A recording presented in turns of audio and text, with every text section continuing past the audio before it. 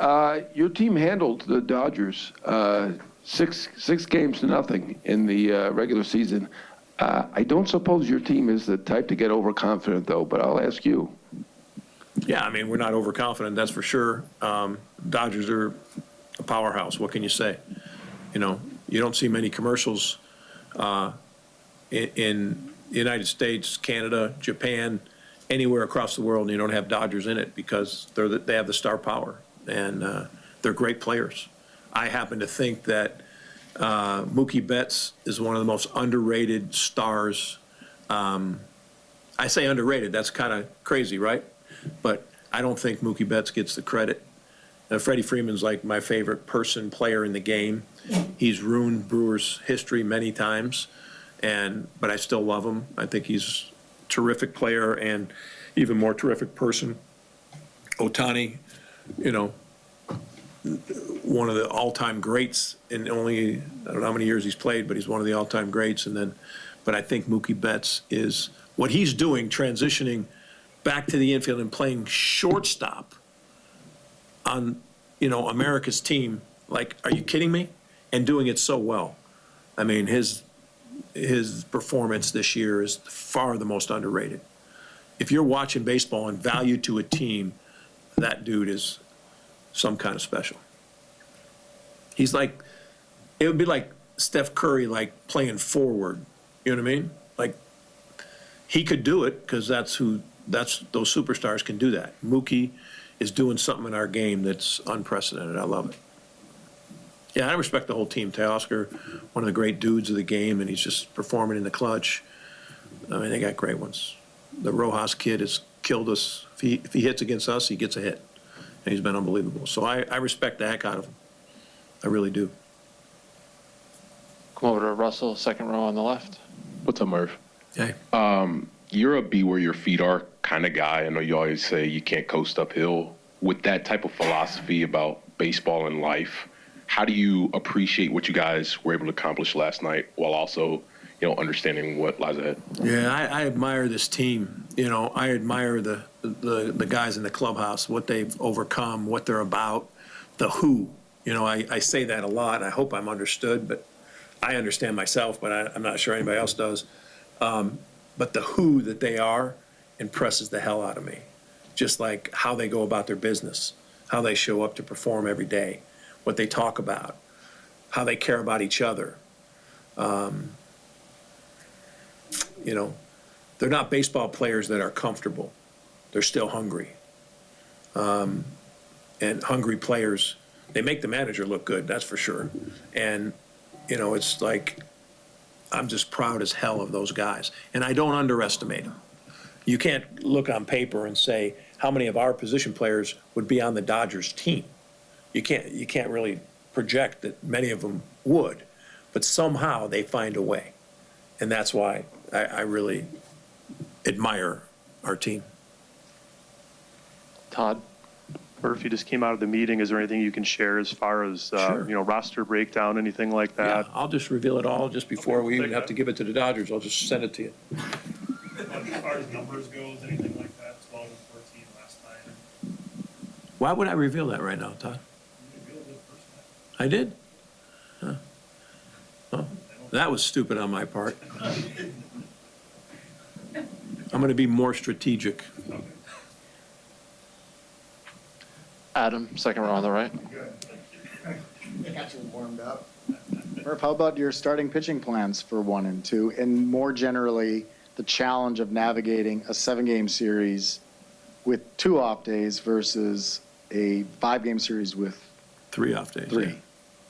Yeah, it's a huge challenge on the pitching front, and so it makes you a little more mindful of length, guys that can give you length. But of the guys that we're going to keep, most likely, we haven't decided, to be honest with you, Todd.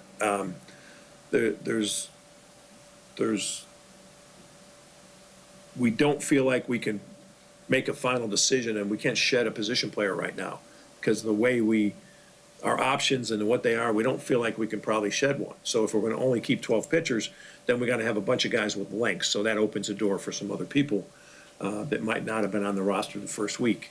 So we got to look at that. That was part of your question. What was the other part? you need a starter for one or for two? Well, I think that our success using an opener is, I mean, Freddie's going to pitch game 2. It's probably pretty obvious, right? It's his rest. It's where you can do. We can bring him back then at the end if we need him. So I think you can look at that as a probable.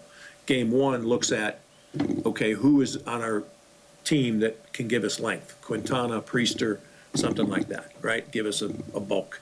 And we may use an opener there in game 1. And then we'll look at game 3 when we get to it. Okay. Go to Jared in the third row. Hi, Jared. Hi, sorry I missed introductions. I'm Jared with the Wall Street Journal. Hi. God, that's awesome, Jared. Thank you. You guys. So you know who you're sitting next to, don't you? On which side? I just said, you know who you're sitting next to. Actually, no, I don't. You should I'll introduce learn, myself 'cause after you're in a this pretty question. you're in a pretty strategic spot there to gain some knowledge. Nobody else wanted to sit here, apparently, because I was the only open seat. You guys had more, opposing defenses committed more errors against your team than any team in baseball. You scored more unearned runs than any team in baseball. To what extent do you believe that's good fortune? And to what extent is that a result of something you are doing that sort of causes other teams to make mistakes against you? I think there's the threat of the bunt, the threat of the steal, the positioning thing, because we do so much of that stuff. I think that probably creates people being a little uncomfortable, a little more out of his position. I don't know. I think a lot of it's good fortune. I think a lot of it is guys that are like really short on our offensive team that kind of mishit the ball a lot, and it kind of puts everybody by surprise. The outfielders don't know where to play. They're like, this kid's 5'4". Where should I play him? You know, so I think there's a little bit of everything in there.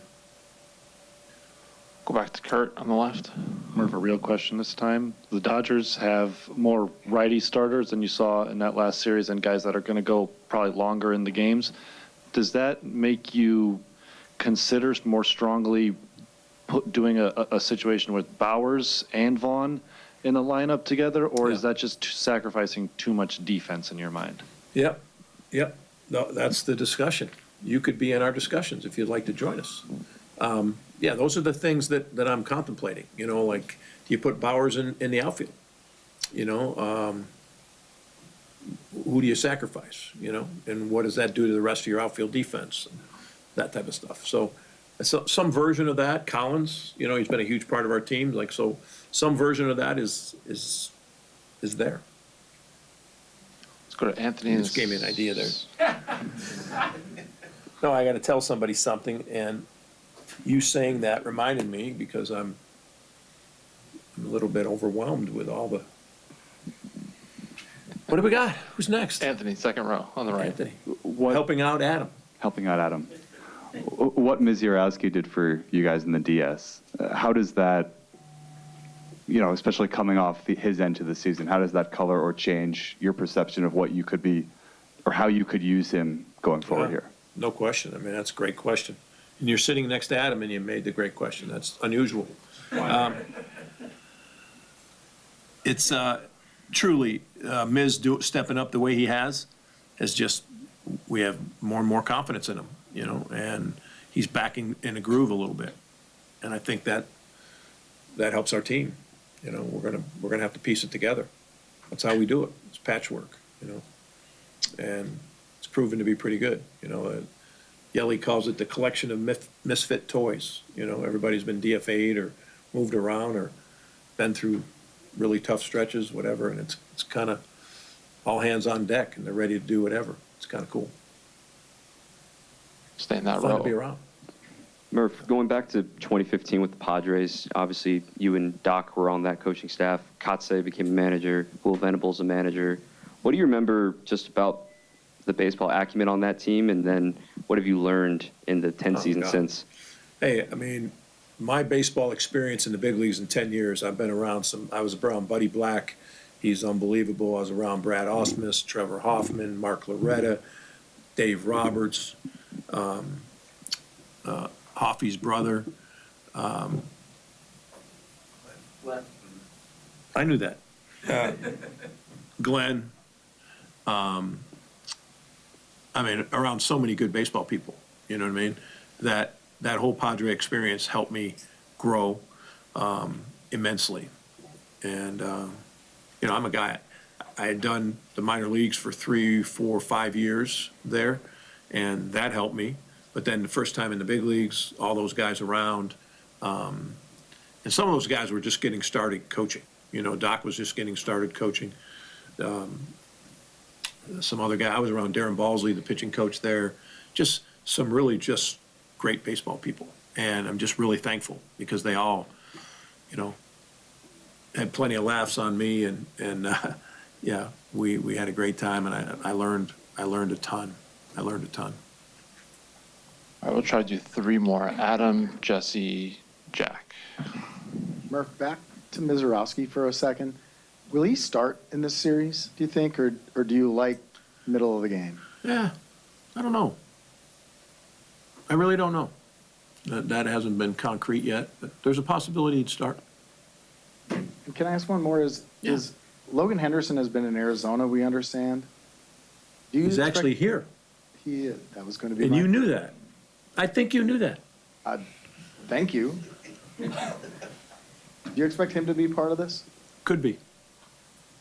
Could be. It's tough. Tough. That guy hasn't thrown a pitch in a game since against real game in a while, so it'd be tough to put him on, but I think he's here.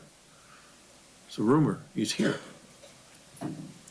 Now, before we close this up, and I don't want to take up any of the Dodgers' precious time. I mean, they're on a shoestring budget. They can't go anything extra.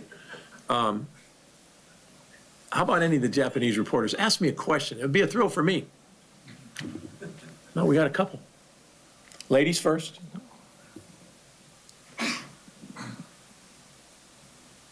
Sorry. Hi. Your team is really young. What's the key to navigate the young player in the biggest moment like this? Yeah. I think each other. I think the fact that they have each other, you know, and they rely and they feel responsible for each other. And I don't want to let him down, my teammate. I want to do the job for him instead of, oh, it's all about me. I got to do the job. I got to look good. No, I got to be responsible to him. So I think it's a teammate thing when you got young players. One more question. You may possibly face the Shohei as a pitcher. What's the impression, like what's the idea about him as a pitcher? Yeah.